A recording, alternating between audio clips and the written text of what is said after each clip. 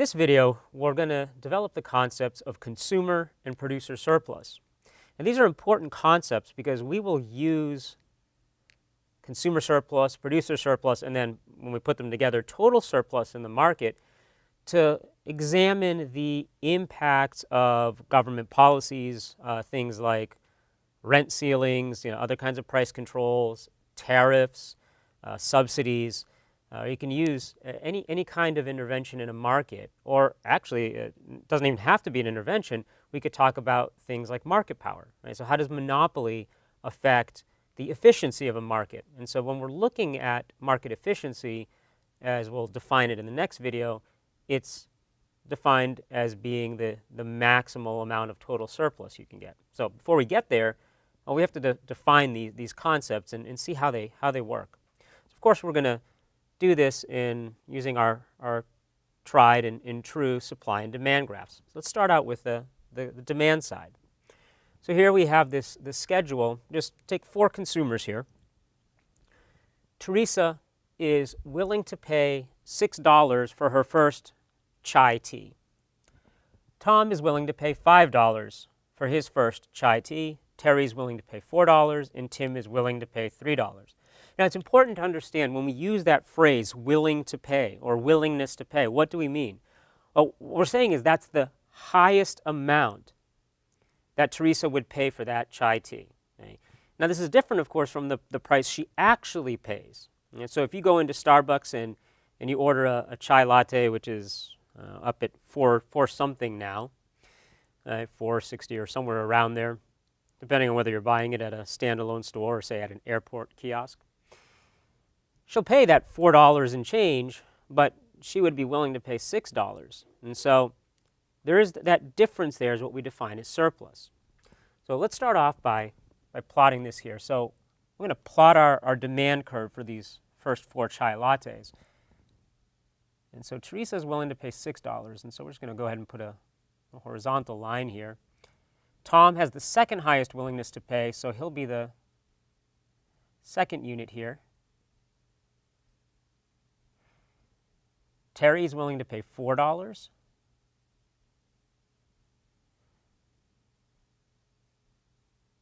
And then finally, we've got Tim, who's willing to pay $3.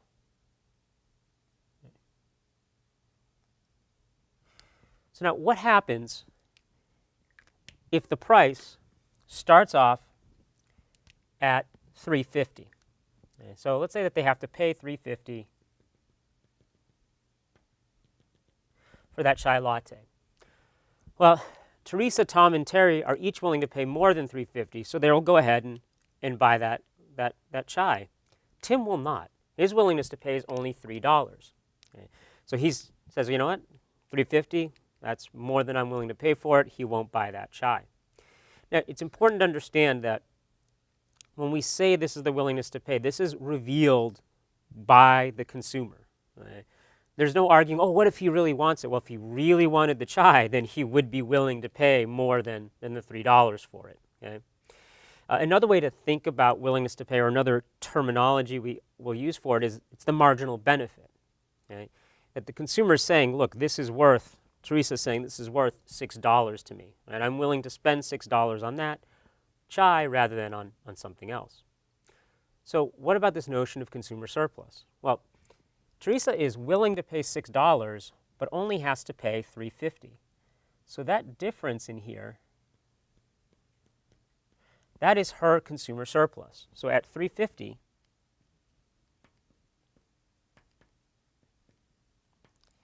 that our consumer surplus is going to be 6 minus $3.50 for Teresa. Now, Tom is willing to pay $5, so we're getting some surplus from Tom. Right? He's willing to pay $5, but he only has to pay $3.50. And then Terry's willing to pay $4, but again, she only has to pay $3.50. So when we add it all up,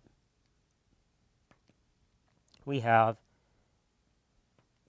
$2.50 of consumer surplus for Teresa, $1.50 of consumer surplus for Tom, and then 50 cents of consumer surplus for Terry.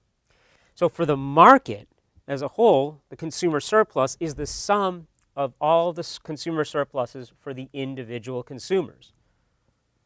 So $2.50 plus $1.50 gives us 4 plus 50 cents gives us $4.50. So that is our total surplus here in this market. Now, what if the price were to fall? Okay, so let's say that the price falls from $3.50 all the way down to $3 even. So if the price falls to $3, now what's going to happen? Well, now Tim's going to enter the market. He is just willing to pay that $3, so he'll end up buying his first chai latte. The thing is that he won't actually get any consumer surplus for this. Now it raises the question of, well, is he being taken advantage of? No, he's willing to pay the $3. He's not being forced to pay more than he perceives the benefit to be from drinking that chai. He just doesn't get any surplus from it, consumer surplus. What about everyone else? Well, now, at $3,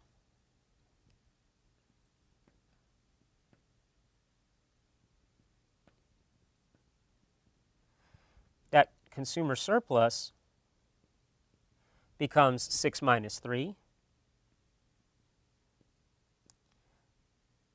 for Teresa, 5 minus 3 for Tom, 4 minus 3 for Terry, and of course, 3 minus 3, which is just 0, for Tim. So adding it all up, we'd have 3 plus 2 plus 1, which is $6. Okay, and it's important to note that our unit of measurement here is in dollars. Okay. So in other words, we've added this area that we're shading in here in green. Right? That's the additional consumer surplus in the market for chai tea when the price drops from $3.50 to $3. Now, more generally, when you're looking at this, what are we seeing? We're seeing that consumer surplus graphically is the area below the demand curve down to the price. So imagine if we took this demand curve, right here we have it kind of as a step function, but if we were talking about what our demand curves normally look like, these smooth lines, then the consumer surplus would again just be the area below that demand curve. So you imagine if I kind of straightened out my demand curve like this, then it would be the area right below the demand curve, down to the price. So that's on the demand side or the consumer side. What about on the producer side? Well, we have the same concept here. So now, and we're not going to go ahead and draw up a kind of a demand schedule. We'll just go straight to the graph, but the concept's the same, right? You'd start from that supply schedule, and you develop the supply curve from there. So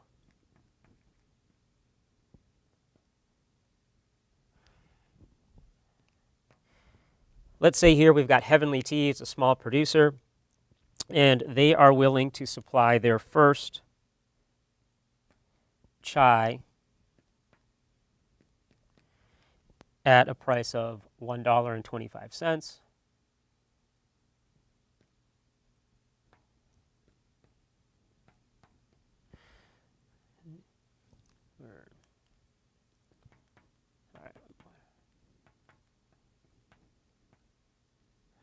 And keep going all the way up. So the first at $1.25, where they're willing to supply the first chai.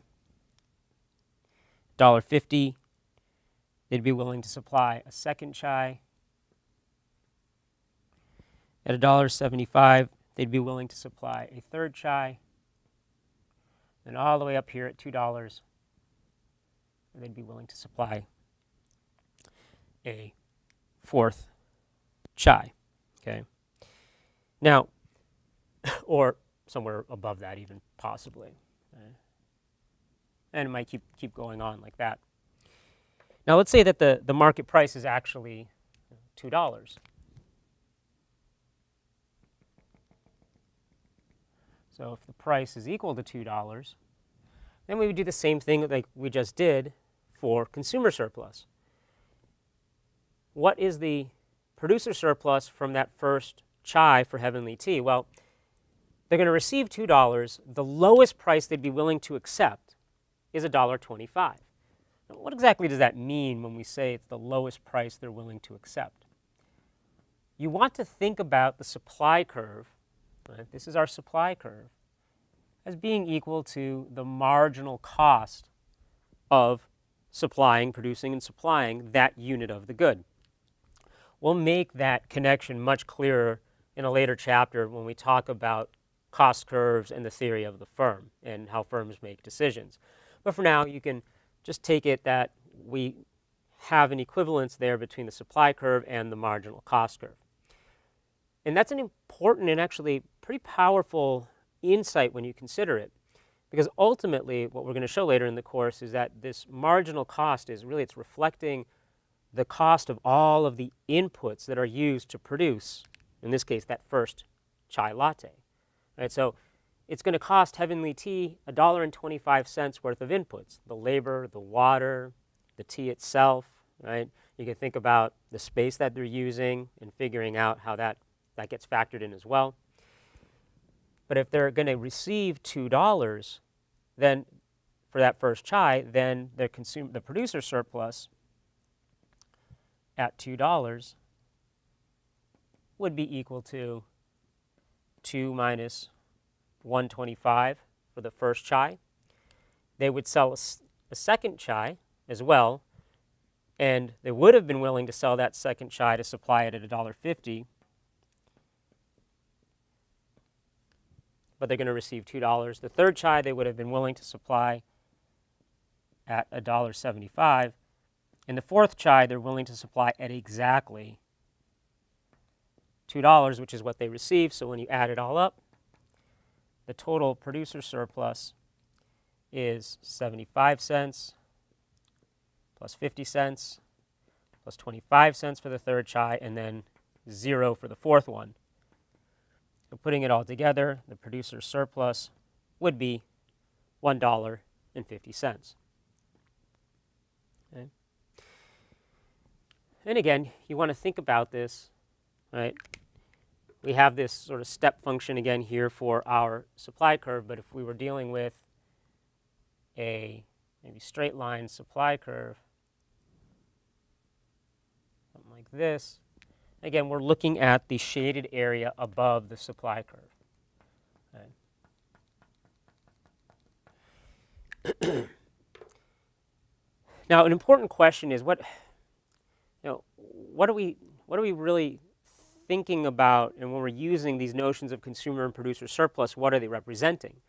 Well, again, from the consumer side, it's telling us, like, if you're willing to pay, like Teresa says, $6 for a chai, and you only have to pay, say, like in the first example, $3.50, you're receiving something that you value at $2.50 more than you have to pay for it.